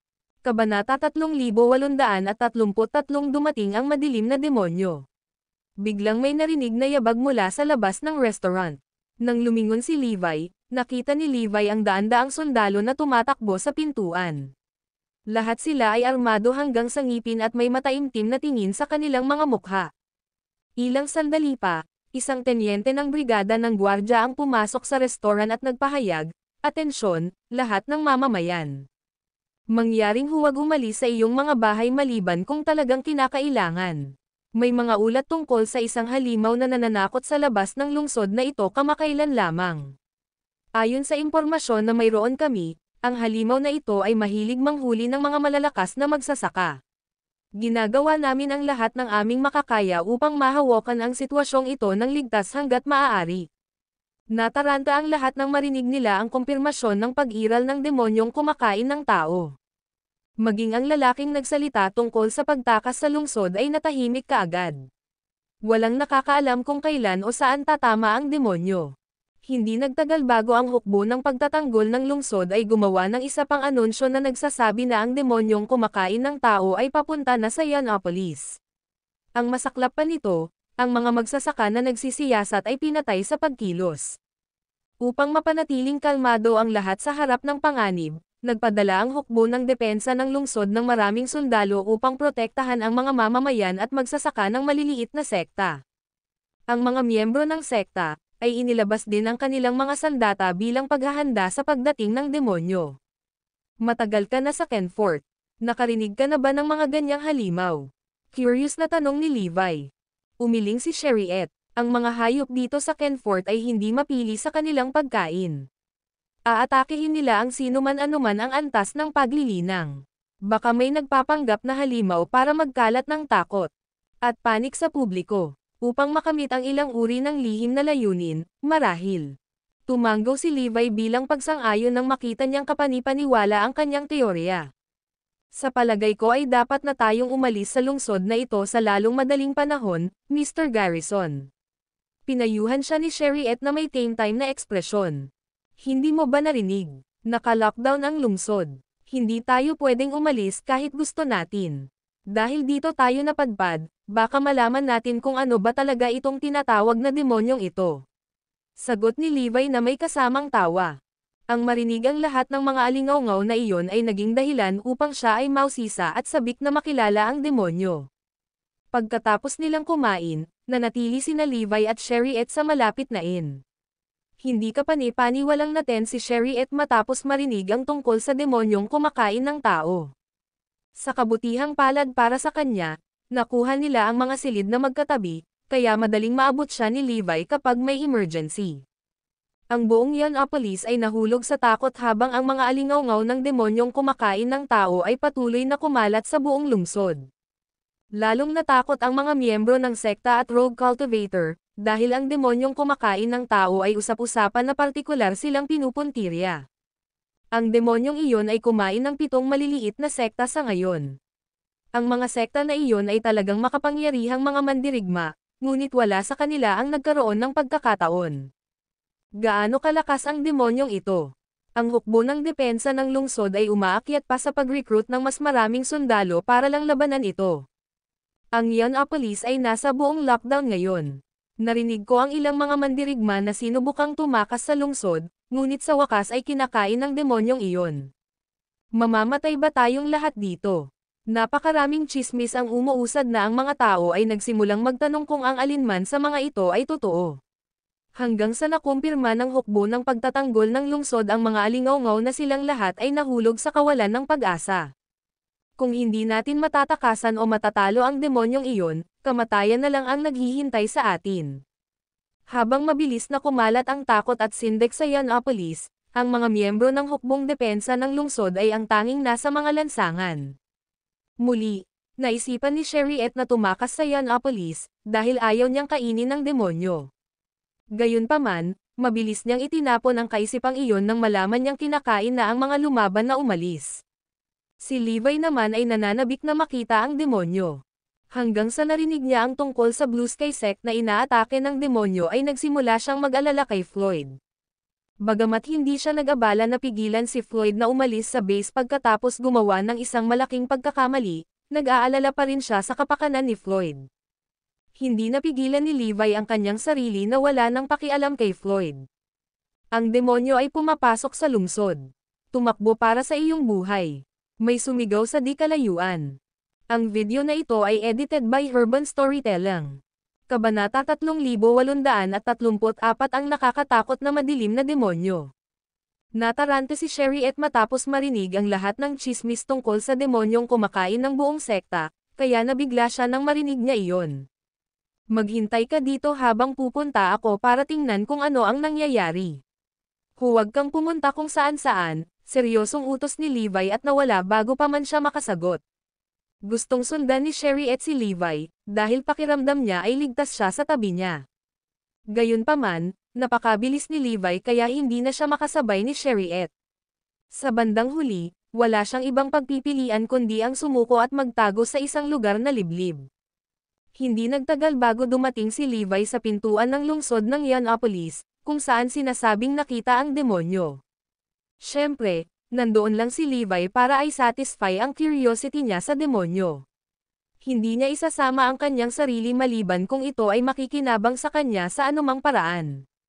Kung tutuusin, walang kinalaman sa kanya ang pagkamatay ng mga taga-Kenfort.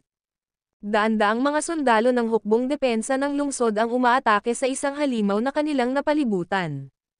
Ang tinatawag na halimaw ay nakasuot ng itim na baluti mula ulo hanggang paa at may mahaba at itim na buhok na nakatikip sa kanyang mukha.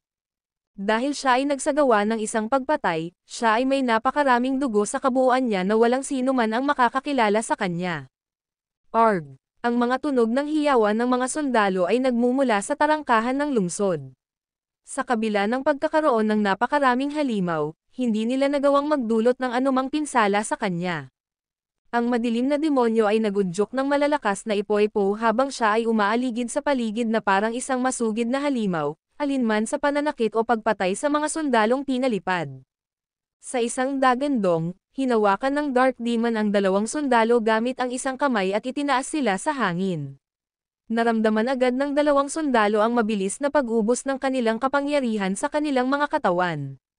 Sa loob lamang ng ilang segundo, sila ay ganap na naubos ng kanilang kapangyarihan at kakanyahan ng dugo. Ang natira na lang sa kanila ay dalawang set ng kalansay. Hindi kumakain ng tao ang halimaw na ito. Siya ay sumisipsip ng kanilang kapangyarihan at kakanyahan ng dugo. Iyon ay noong sa wakas ay naunawaan ng hukbo ng pagtatanggol ng lungsod ang mga alingaw-ngaw tungkol sa halimaw na kumakain ng mga tao. Pumunta ka sa formation. Kailangan nating patayin ang halimaw na ito ngayon, o, nasa kalagitnaan na ng pangungusap ang sundalo nang hawakan siya ng Dark Demon sa magkabilang braso. Puno ng takot ang kanyang mga mata habang sinisipsip ng halimaw ang kanyang kapangyarihan at asensya ng dugo mula sa kanya. Makalipas ang ilang segundo, naging tambak na rin siya ng buto. Ang madilim na demonyo ay patuloy na lumakas matapos lumunin ang ilang mga sundalo na may mataas na antas ng paglilinang, kaya ang ibang mga sundalo ay walang paraan para pigilan siya. Ang hukbo ng pagtatanggol ng lungsod ay nakipaglaban sa hindi mabilang na mga labanan sa nakaraan, ngunit hindi pa sila nakatagpo ng isang kaaway na kasing lakas. Masamang balita, ang protection na pormasayon ay nasira. Wala rin namang ginagawang pinsala ang mga balliste sa kanya. Hindi na namin kayang hawakan ang linya. Retreat. Dahil ganap na nawalan ng gana na lumaban, ang hukbo ng depensa ng lungsod ay agad na umatras at nagkalat. Para sa madilim na demonyo, ito ay isang perpektong pagkakataon para umatake, dahil wala siyang makakaharap na maranasan. Sa mga paggalaw na kasing bilis ng kidlat, sinunggaban niya ang mga sundalo na may disenteng antas ng paglilinang at hinigop ang kanilang kapangyarihan pati na rin ang asensya ng dugo. Wala pang kalahating oras, nasira na niya ang gate ng kastilyo ng Yianopolis. Bumagsak ang kanilang depensibong pormasayon, nawasak ang kanilang mabibigat na unit ng artillery, at ang hukbo ng depensa ng lungsod ay nagdusa ng mabibigat na casualty. Ang mga nahuli ng Dark Demon ay naging mga tambak na buto. Dahil ito ang unang pagkakataon na ang hukbo ng pagtatanggol ng lungsod ay nakaranas ng ganitong kakilakilabot na sitwasyon, ang moral ay nasa mababang lahat. Natural, nataranta ang mga sibilyan at miyembro ng sekta nang makita nila iyon at nagsimulang tumakas sa lugar. Bumalik si Levi sa inn matapos mapagmasdan ang sitwasyon saglit. Dahil kailangan pa rin niya si Sherriette para dalhin siya sa Void Sect, kailangan niyang tiyakin ang kaligtasan nito. Ano ba itong demonyong ito? Hindi pa ako nakakita ng ganoong barbaric power. Ang mga sundalong iyon mula sa hukbo ng pagtatanggol ng lungsod ay medyo makapangyarihang mga mandirigma, gayunpaman, lahat sila ay napilitang umatras sa takot. Lalong naging curious si Levi tungkol sa background ng Dark Demon. Ang video na ito ay edited by Urban Storytelling. Kabanata 3835 Yianopolis humihingi ng tulong. Pagbalik sa bahay tuluyan, nakita ni Levi ang 1 tonelada ng mga sundalo ng hukbong depensa ng lungsod sa loob ng silid ni Sheriet. Anong nangyayari dito? Nasira ang tarangkahan ng lungsod. Bakit hinahanap ng mga sundalong ito si Sheriet sa halip na ipagtanggol ang lungsod? Empyrean Sheriet, Yianopolis ay nasa bingit ng pagkawasak. Kailangan mo kaming tulungan. Close ako sa Astrolunsec. Tiyak na magpapadala si Lord Morel ng backup kapag nalaman niya ito. Sabi ng isang matipuno at medyo may edad na lalaki. Siya ay tumingin talagang maharlika, na may gininto ang suot ng baluti at isang mahabang sibat sa kanyang kamay. Ang lalaking iyon ay walang iba kundi si Keisher Whitlock, ang gobernador ng Yianopolis. Nang marinig iyon, napagtanto ni Levi na naroon talaga sila para humingi ng tulong kay Sheriet. Ang hukbo ng pagtatanggol ng lungsod ay nagtamo ng mabibigat na casualty, at ang brigada ng bantay na ipinadala upang suportahan sila ay hindi naging mas mahusay. Nang wala ng ibang pagpipilian, naalala ni Keisher si Sheriet na nasa lungsod at nagmamadaling lumapit upang humingi ng tulong. Ikinalulungkot ko, Mr. Whitlock, ngunit ang Astrolunsec ay talagang hindi makapagpadala ng anumang mga manlalaban sa ngayon. Gayunpaman, habang nililibot ng mga mata ni Sheriet ang silid, napansin niya si Levi na nakatayo sa pintuan at nagpatuloy, kung handa si Mr. Garrison na magbigay ng tulong sa inyo, baka may pag-asa pa para sa Yianopolis. Lahat ng tao sa kwarto ay napalingon at sabay-sabay na napatingin kay Levi. Itong lalaking ito, sumilay ang pang-aalipuste sa mga mata ni Keisher nang makita niya si Levi, ngunit pinanatili niya ang magalang na tono habang nagtanong, maaari ko bang malaman kung ano ang espesyal tungkol kay Mr. Garrison dito? Dahil binalaan ni Levi si Sheriet na huwag ibunyag ang kanyang tunay na pagkakakilanlan upang maiwasang maalerto si Voidsec sa kanyang pagdating, hindi niya alam kung ano ang isasagot bilang tugon. Dahil sa pag-aatubili niyang sagutin ang tanong niya, nagpasya si Keisher na huwag nang magpatuloy. Sa halip, ipinagpatuloy niya ang pagsasabi kay Sheriet tungkol sa Dark Demon. Hindi ako sigurado kung alam mo ito, ngunit ang demonyong iyon ay hindi kumakain ng tao. Nilalamon lang niya ang kapangyarihan at asensya ng dugo ng isang tao. Tina-target niya ang parehong mga taong mas mahina at bahagyang mas malakas kaysa sa kanya.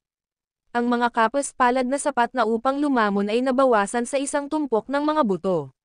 Dahil sa antas ng cultivation mo, Empyrean Sheriet, sigurado akong ikaw ang magiging pangunahing target ng demonyo. Ang paglalarawan ni Keisher sa Dark Demon ay agad na nakakuha ng atensyon ni Levi. Si Gloria kaya ang demonyong iyon. Pero hindi talaga siya kamukha ng demonyong iyon.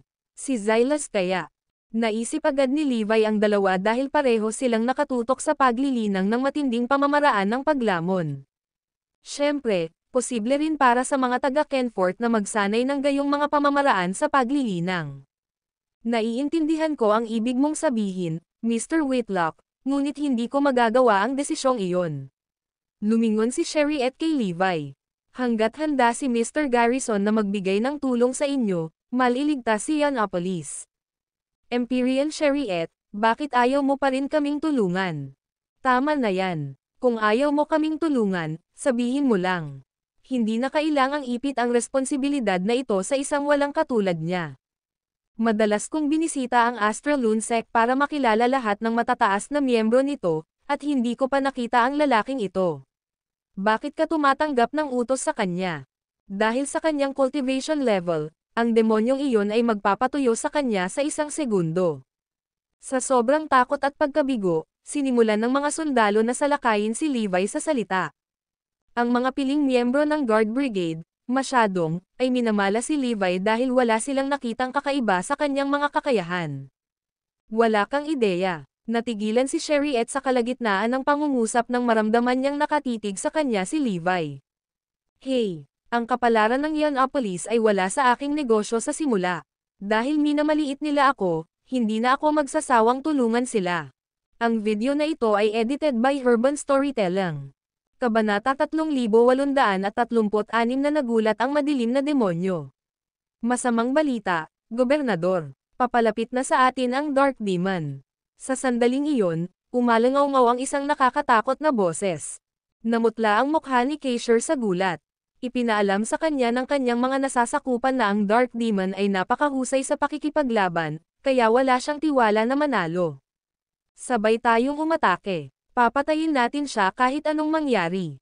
Sigaw ni Keisher, pinipigilan ang sarili sa mangyayari.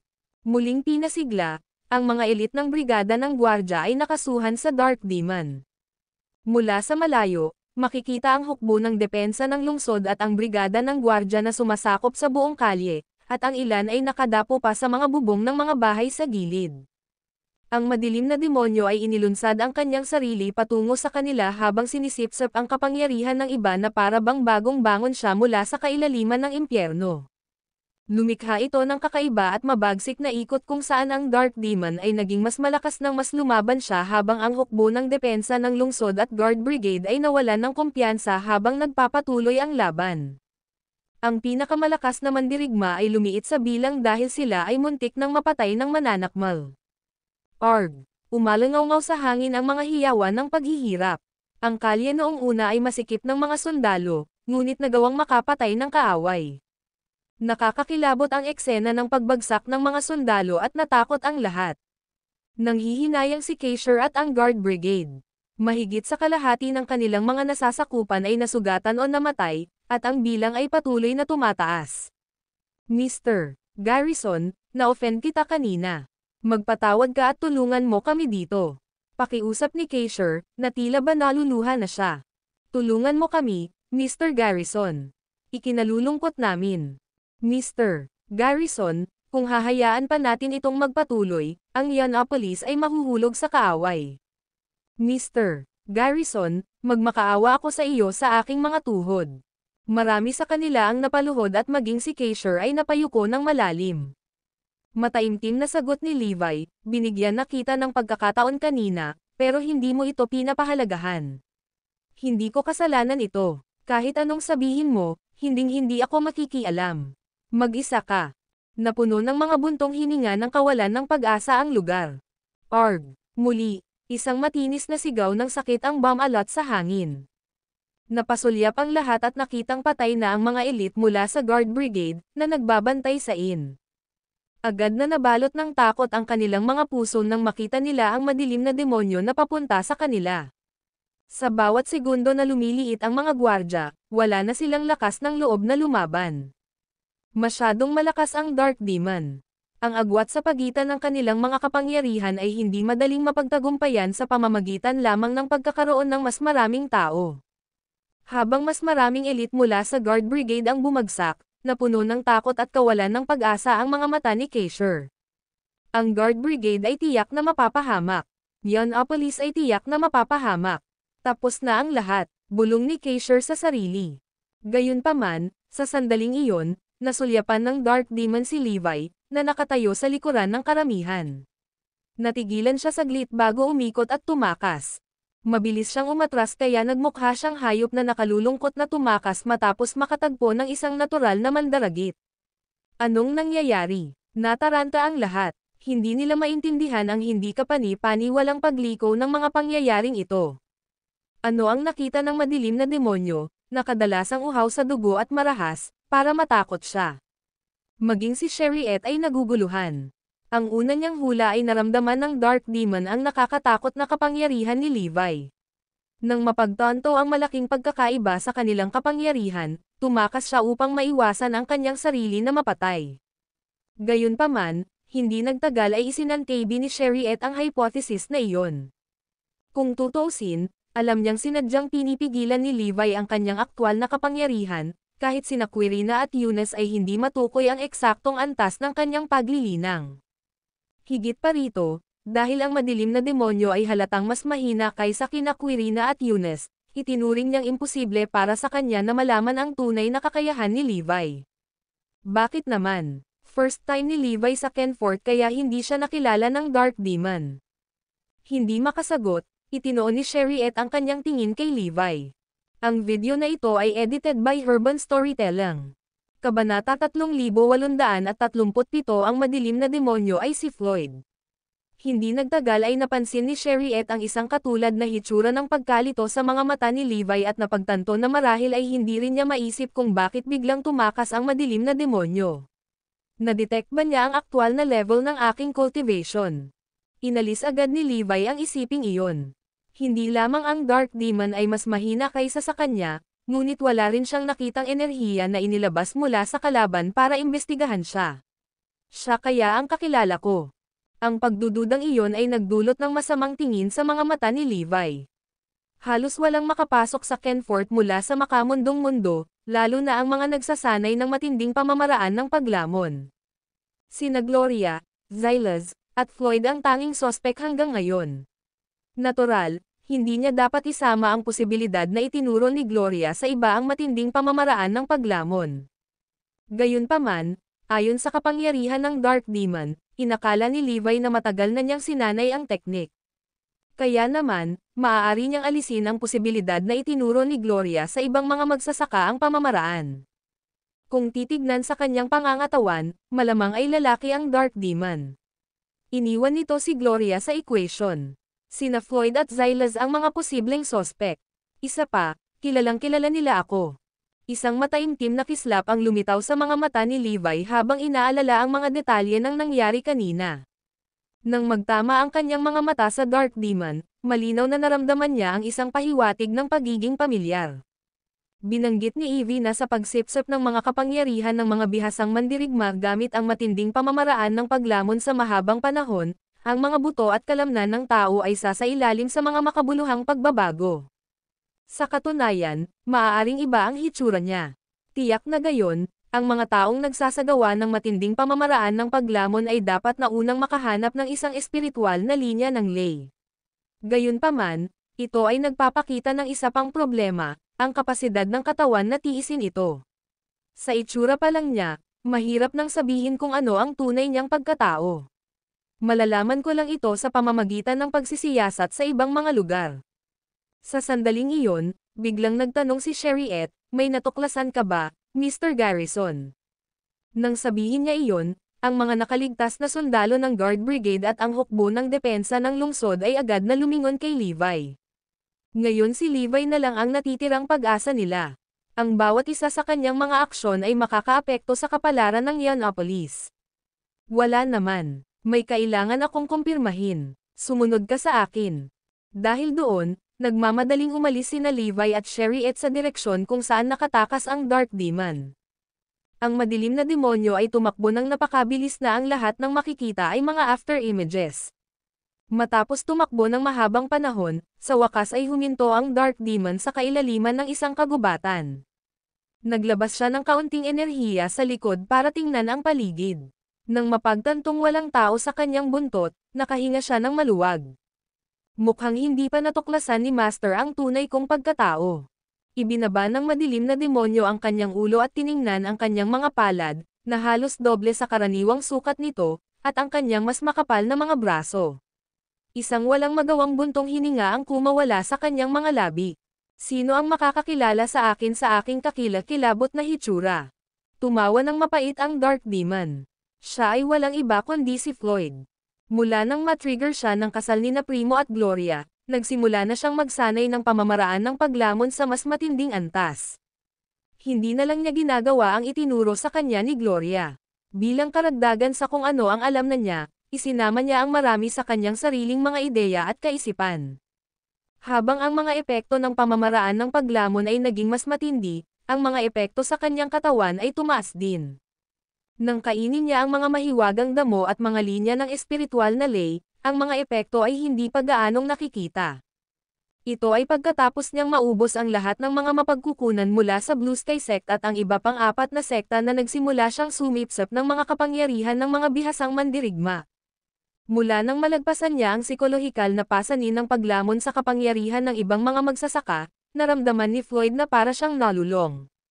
Sa tuwing makakatagpo siya ng isang magsasaka, magkakaroon siya ng gana na lumunin ang kanilang mga kapangyarihan. Ito ay sa entablado kung saan halos hindi na niya mapigilan ang sarili. Nawala na siya sa sarili niya. Maraming sekta ang naalis dahil sa paglalamon ni Floyd. Sa kalaunan, siya ay naging isang malaking demonyo na nagdulot ng kalituhan sa lahat ng dako. Ang video na ito ay edited by Urban Storytelling. Kabanata 3838 hindi siya maglalakas loob na kumilos ng padalos-dalos.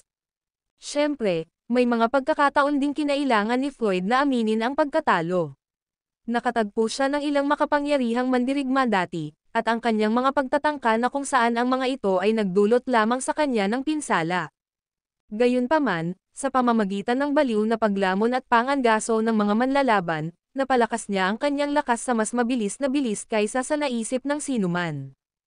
Isa lang ang nasa isip niya sa buong panahon, lamon ng walang pagpipigil para lumaki ang kanyang kapangyarihan at eksaktong paghihiganti kay Gloria. Sa paglipas ng panahon, ang kapangyarihan at mga mali mula sa mga ordinaryong maliliit na sekta ay nagiging unti-unting nagiging resulta sa pagpapahusay ng kanyang lakas. Gayunpaman, hindi siya nang ahas na pukawin ang mga pangunahing sekta ng padalos-dalos, alam na alam niya na hindi pa rin siya katugma sa mga mandirigma mula sa mga sekta na iyon. Kaya naman, itinoon niya ang kanyang paningin sa Yianopolis. Ipinagmamalaki ng lungsod ang isang malaking populasyon, at ang pinakamalakas na puwersa nito ay ang Brigada ng Bantay. Gayunpaman, ang mga mandirigma mula sa lugar ay hindi maaaring karibal kay Floyd. Hindi ko lang magagamit ang bilang ng mga tao sa loob ng lungsod para mapahusay ang aking mga kapangyarihan, ngunit masisiguro ko rin ang aking kaligtasan sa parehong oras. Iyan ang mga perpektong kondisyon para sa matinding paglamon. Ang hindi inaasahan ni Floyd, gayunpaman, ay makikilala niya si Levi pagkatapos ng kanyang pagpatay sa Yianopolis. Bagamat itinago ni Levi ang kanyang kapangyarihan at nakikita ang kanyang hitsura, kilalang-kilala ni Floyd ang una at madaling makilala siya batay sa kanyang nakitang paggalaw at natural na aura. Hindi pa nawalan ng dahilan si Floyd, at talagang ayaw niyang makita siya ni Levi sa ganoong kahalimon na kalagayan. Kaya naman tumalikod siya at tumakas. May darating. Bigla niyang naramdaman ang dalawang malalakas na aura na mabilis na papalapit, at ang isa sa mga ito ay tila pamilyar. Nahuli ba si Master? Lumakas ang tibok ng puso niya. Walang lakas ng loob na magtagal sa kinaroroonan niya, nagpatuloy siya sa pagtakbo ng mas malalim sa kagubatan. Sinundan siya ni Levi at Sherriette sa kakahuyan. Ang bilis ng taong ito ay nakakagulat. Maghintay dito. Ako na mismo ang maghahabol sa kanya, sabi ni Levi sa mahinang boses. Oh okay. Mag-ingat ka Mr. Garrison. Bagamat natatakot siya na baka mahuli siya ng Dark Demon, hindi siya nang ahas na sumalungat sa utos ni Levi. Hindi siya maglalakas loob na kumilos ng padalos-dalos sa akin. Nang marinig niya ang mga salitang iyon, nawala na siya sa harapan niya. Kahit na ang presensya ni Sherriette ay nagpapabagal kay Levi, hindi dapat nagawang palayasin ni Floyd si Levi. Tumakas pa rin si Floyd dahil maaga siyang nakatakas mula sa Yianopolis, na ikinabigla ni Levi. Bukod pa riyan, hindi kilala si Levi kay Kenfort, lalo na sa lugar kung saan sila naruroon kasama ng mga bundok, makakapal na puno, at mahirap na lupain. Naisip niya na ang pagsama kay Sherriette ay magiging mas madali dahil ito ay naging isang lokal. Nako, estranghero rin siya sa kanilang paligid gaya niya. Habang nasa punong tanggapan ng Astralune Sect, inilaan niya ang kanyang sarili sa paglilinang sa loob ng compound ng sekta at halos hindi para magsanay. Higit pa rito, nais ng sekta na protektahan siya dahil sa kanyang potensyal sa paglilinaw. Hindi nila pinayagang mag-explore o magsanay sa mga mapanganib na lugar hanggang sa siya ay ganap na lumaki. Bilang isang resulta, hindi lamang siya ay maaaring kumilos bilang isang gabay at magbigay kay Levi ng anumang tulong sa panahon ng kanilang pagtugis, ngunit siya rin ang dahilan kung bakit kailangan niyang hangina sa kanyang lakad. Sa loob ng kagubatan, nasulyapan ni Levi ang isang anino at mabilis na humabol. Whoosh, whoosh, whoosh. Noon lang, sunod-sunod na ibinato sa kanya ang mga puno. Bagamat hindi sila lumipad papunta sa kanya ng napakabilis, ang pag-atake ay sumasakop sa isang malawak na lugar. Ito ba ay sinadya upang pabagalin ako? Sumimangot ang mga labi ni Levi habang tinutukan niya ng suntok ang mga punong lumilipad papunta sa kanya. Mabilis na gumalaw ang kamao niya sa ere kaya sumipol ang hangin. Pinawi ng pag-atake ang mga puno sa alikabok, na mabilis na tinangay ng hangin. Swoosh! Sa unahan, tumatakas pa rin ang matipunong figure. Paminsan-minsan, lumilihis siya sa kaliwa at kanina at ginagamit pa ang mga nakasabit na para ay ugoy ang sarili pasulong.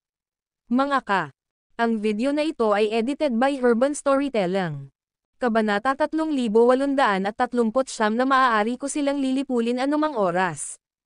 Ang mga kakahuyan ay umaabot sa isang hanay ng bundok, na naging mahirap para sa isa na tumawid. Kasabay ng katotohanang hindi pamilyar si Levi sa paligid, kahit isang tao sa kanyang kalibre ay halos hindi makahabol sa paghabol. Gayunpaman, nahulog pa rin siya sa isang malaking distansya. Basag. Habang sinusubukan ni Levi na itulak ang kanyang sarili pasulong tulad ng isang pana mula sa isang busog, ang mga puno sa ilalim ng kanyang mga paa ay nagulat at naputol dahil sa epekto ng kanyang hakbang. Kasabay nito, kailangan pa niyang gamitin ang kanyang mga suntok para durugan ang mga puno sa kanyang harapan at maglinis ng landas para sa kanyang sarili, na lalong humadlang sa kanyang bilis. Samantala, desperadong tumatakbo si Floyd. Nakatago siya noon sa primeval forest, kaya nagagawa niyang pumunta sa maraming lugar sa loob ng lugar kahit nakapikit siya. Gumamit siya ng mga bahagi para tumalon sa malalayong distansya at tumawid sa mga batis na tila patag na kapatagan para sa kanya ang hindi pantay na lupa. Mabilis kapanipaniwala si Master, ungol ni Floyd habang patuloy na humahakbang pasulong. Sa pagkakatanda niya, isang batong gubat ang nakalatag sa kailaliman ng kakahuyan, at ang paligid nito ay mas mahirap. Maraming kuweba, na tila gawa ng tao, ay may tuldok sa mukha ng bundok. Ang mga kuweba ay umaabot sa lahat ng direksyon, na ang ilan ay kumukonekta sa isang lihim na silid sa ilalim ng lupa. Doon ako magtatago. Habang tumatakbo si Floyd, nagpadala siya ng napakalaking bato na humahampas kay Levi, na nasa likuran niya. Alam kong hindi siya masasaktan nito. Gayunpaman, ito ang pinaka-epektibong paraan upang pabagalin siya hanggat maaari, na kung ano ang gusto ko. Ang dalawang lalaki ay tumakbo sa kagubatan ng milya-milya. Kung hindi lang dahil sa sobrang lakas ni Levi, malayo na siya sa huli. Gayunpaman, sa oras na dumating si Levi sa gilid ng kagubatan ng bato, si Floyd ay wala sa paningin. Ang bawat haligi ng bato ay nakatayo ng ilang metro ang taas, at sa pag-inog ng ambon sa gitna nila, ang kanyang paningin ay ganap na naharang. Hinanap ni Levi ang kagubatan ng bato sa loob ng ilang oras, ngunit sa kasamaang palad, nabigo siyang makahanap ng anumang bakas ng Dark Demon. Siya ay masyadong nasa bahay sa lugar na ito. Nakakadismaya. Pagkatapos, nagtaas siya ng boses at sumigaw, kung hindi ka lalabas, sisirain ko ang buong lugar na ito. Matapos maghintay ng mahabang panahon ng walang anumang tugon, nagpakawala si Levi ng 3 suntok, na naging sanhi ng pagbagsak ng maraming haligi ng bato at pagkalat ng mga labi sa lahat ng dako. Nang maglaon, binasag niya ang isa pang 20 o higit pa sa mga ito. Gayunpaman, wala pa ring tugon mula sa Dark Demon. Wala rin akong nade detect na aura. Ang taong ito ay lubos na sanay sa pagtatago ng kanyang aura. Napabuntong hininga si Levi nang lumakas ang pakiramdam na tila pamilyar sa Dark Demon. Kalimutan mo na, mas bumalik muna ako kay Sherriette. Hindi niya itinuloy ang pagtatangka na subaybayan ang mga tao, dahil mayroon siyang iba pang mga ideya. Pagbalik sa paligid ng kagubatan, nakita niya si Sherriette na mukhang hindi mapalagay at balisa. Lord Garrison, sa wakas nakabalik ka na. Napangiti siya, nawala agad ang pag-aalala at takot sa puso niya. Anong nangyari? Napatay mo ba ang Dark Demon? Nang makitang bumalik si Levi ng mag-isa, naisip niya kaagad na ipinadala na niya ang madilim na demonyo sa kanyang kamatayan.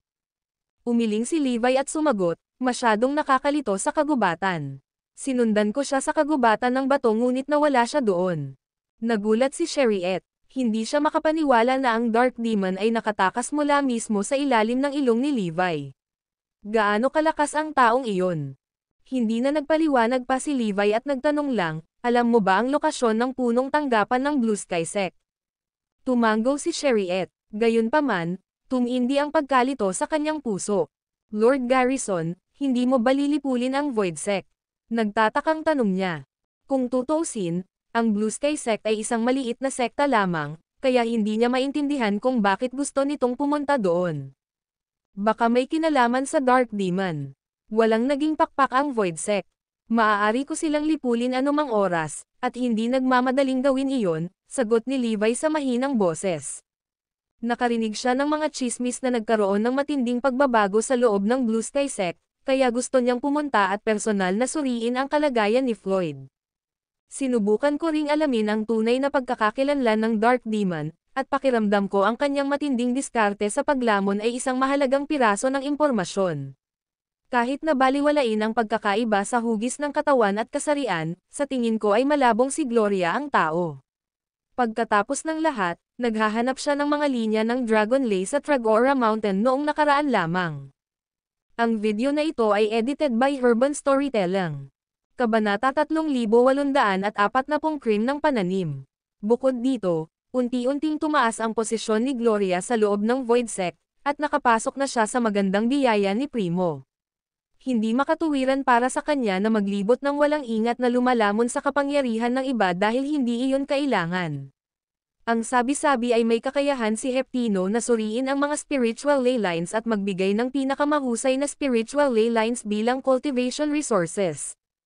Hindi na kailangan para sa kanya na tanggihan kung ano ang malapit sa kamay upang maghanap ng isang bagay na malayo. Ang parehong loika ay nalalapat kay Xylas at sa ilang piling mandirigma mula sa Glorian Order. Sa suporta ni Gloria, hindi na nila kailangang kainin ang kapangyarihan ng ibang mga magsasaka para mapalakas ang kanilang antas ng paglilinang. Kung gusto mo, Lord Garrison, I'll lead the way, sabi ni Chariot, hindi nang ahas na usisin pa. Agad na umalis ang mag-asawa, mabilis na naglakad patungo sa punong tanggapan ng Blue Sky Sect. Kasabay nito, umalangaw-ngaw ang paligid habang kumakalat ang dalawang balita sa iba't ibang sekta.